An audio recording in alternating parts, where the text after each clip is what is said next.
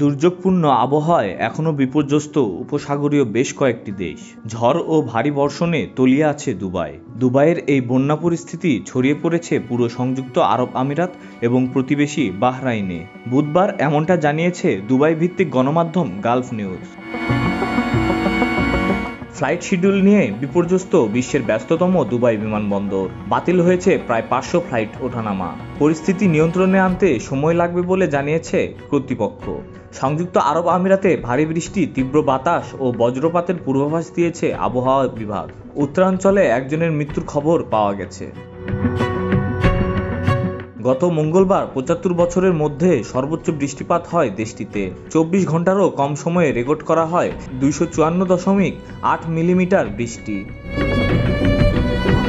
প্রতিবেশী ওমানে বৃষ্টি বন্যার প্রভাবে প্রাণহানি বেড়ে দাঁড়িয়েছে 19 জনে। পানিবন্দী আছে হাজারো মানুষ। সৌদি আরব ও বাহরাইনেও তলিয়ে আছে রাস্তাঘাট।